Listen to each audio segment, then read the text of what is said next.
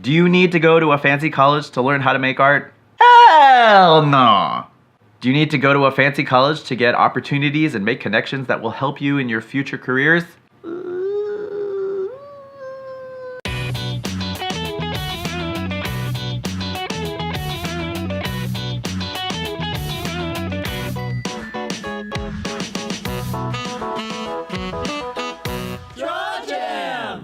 So I don't think I'm the best example of someone who went to college and took full advantage of the opportunities afforded them. I started out as a history major. My plan was to become a lawyer. You can see how well that turned out. And in my junior year, I decided to switch from history to art, just, I don't know, for reasons. I did not make the most of my college time there. I don't have any business connections from people that I met in the art department that I rely on these days. All the things I know how to do, from digital art and painting to animation,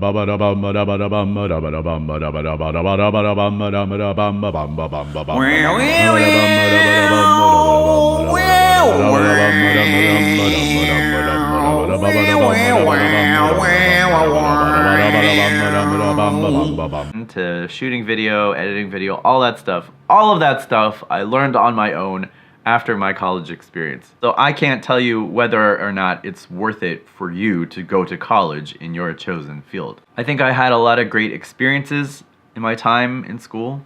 Very few of those have related to what I do now, but there you go. I think having a degree helped me get a better footing in the business world when I started applying for jobs and stuff as an artist. I think if I didn't have my degree, it would have been harder for me to find a job. But like the first gig I got out of college, I got hired because I made an animation of a Buddha, a fat Buddha with sunglasses rapping.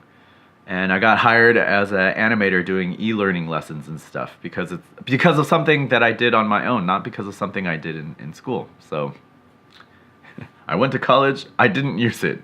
I'm sorry. So I got two stories for you. One is about my brother who did go to college and did use his opportunities to the fullest and now works at Bungie. And the other is Nick DeFabio, who did not go to college but still used whatever he could to build his art career, to build his art skills, to build his art career, and is now a pretty successful artist.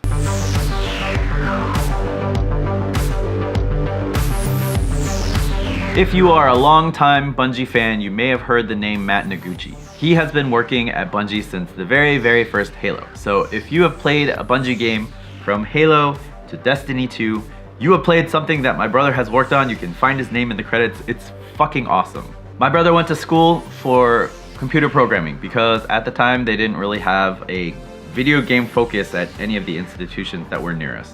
And he decided to go to the University of Maryland at College Park because that's where I went and that's what he knew. At the time we were going to college, Microsoft recruited heavily from the computer science department at Maryland for interns and for potential hires and things like that.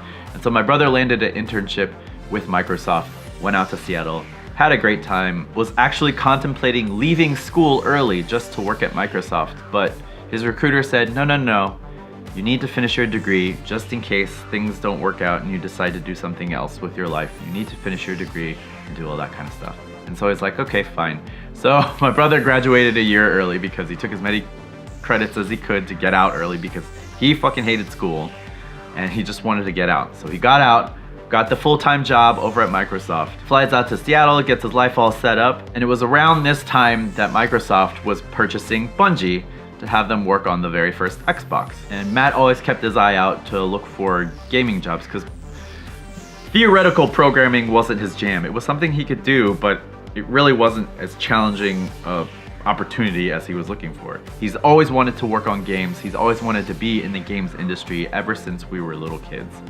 So around the time of the Bungie acquisition, they were looking for somebody who knew Windows, because at that time, Bungie was a Mac studio, if you can believe that. They were making games for Apple, which is weird. Bungie was kind of looking for somebody who could help migrate their tool set from a Mac OS environment to a Windows environment. And Matt applied, went in for the interview, and he got the job. And it wasn't because of his programming background, and it wasn't because of anything that he did at the University of Maryland. It was because during his free time, when he was supposed to be working on homework and shit, my brother was programming his own physics engine. He was making his own games in the basement apartment where we were both living, and he was doing his thing. He took some of these crude models that I had made for him and was making like one of those Marble Madness type games, but he programmed all the physics, all the real-time physics. Everything had a mass, so it behaved as it would. And he showed this to them during the interview, and they're like, okay, I don't care what anyone says, we're gonna go through this interviewing process, but you're already hired. So, like, fucking amazing. I think my brother always would have ended up in the gaming industry at some level, at some point, but the opportunity to have that Microsoft internship was something that I don't think he could have gotten if he didn't go to college. And so in that instance, my brother definitely got everything he could have out of the college experience. And it's so great to see how Bungie has grown. It's so great to see how my brother has grown with the company. It's really amazing. On to my friend Nick DeFabio.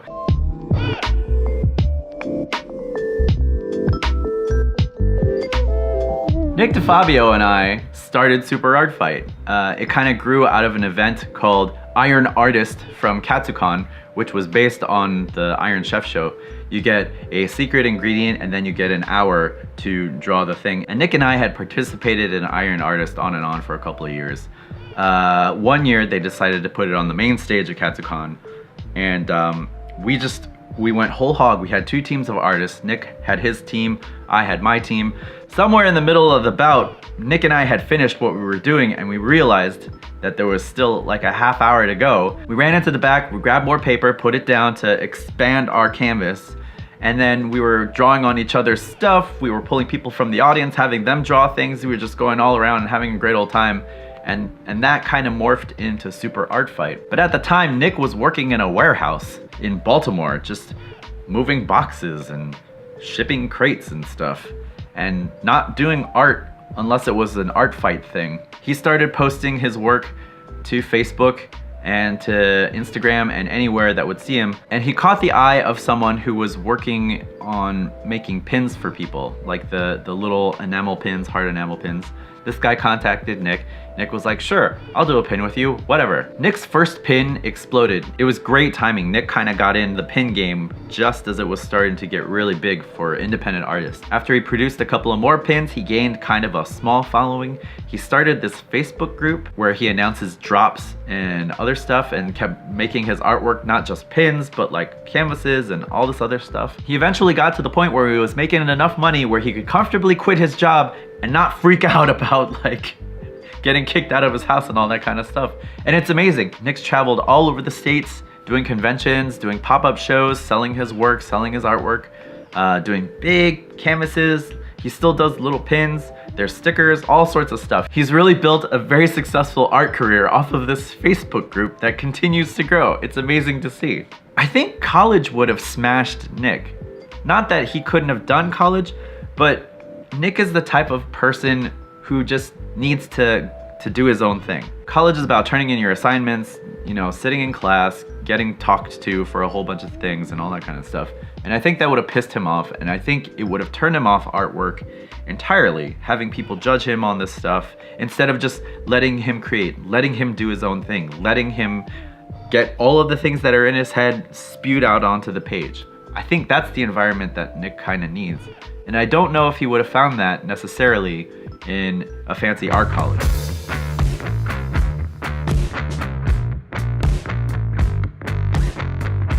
So despite Matt and Nick being completely different and doing completely different things, these are both non-traditional career paths. At the time my brother went to college, there wasn't really a gaming track. You couldn't go to school for gaming. Esports wasn't that big. So he kind of brute forced his way into the gaming industry sideways because Microsoft purchased Bungie. In the case of Nick, there's no real path for a professional artist. A lot of it depends on who you know and the connections that you make.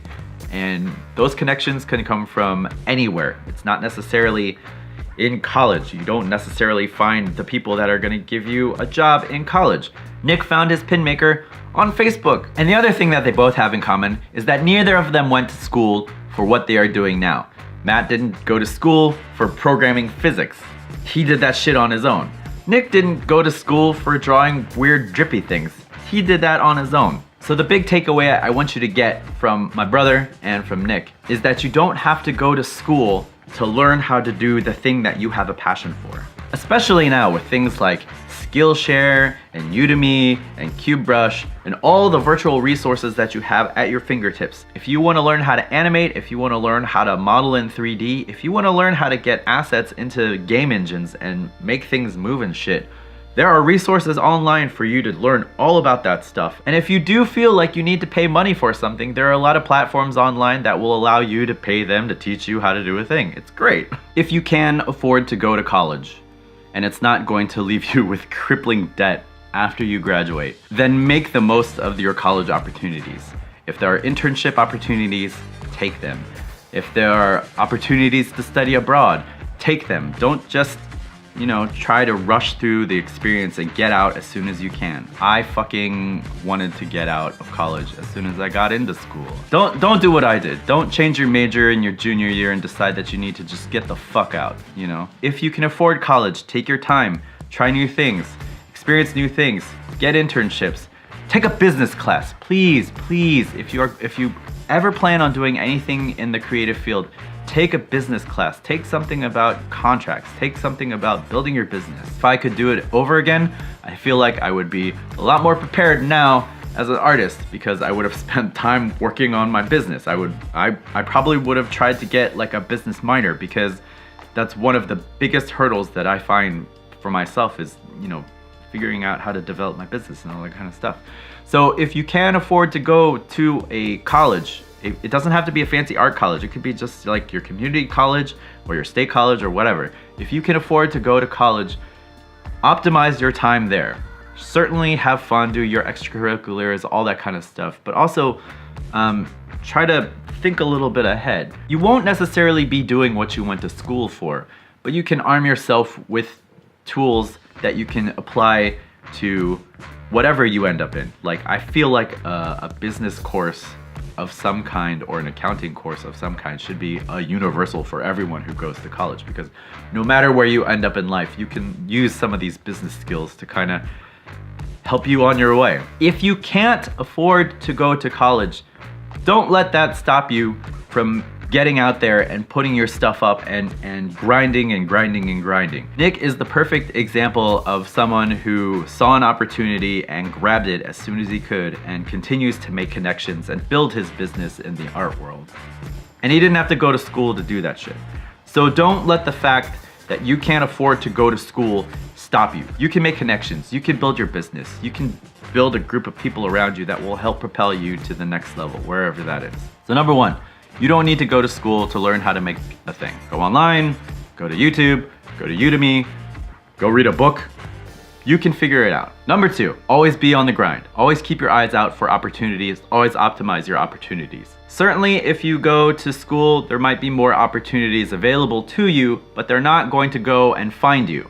They're not going to slap you in the face. The Microsoft internship isn't just going to come into your classroom and say, hey, you look like you should work for us.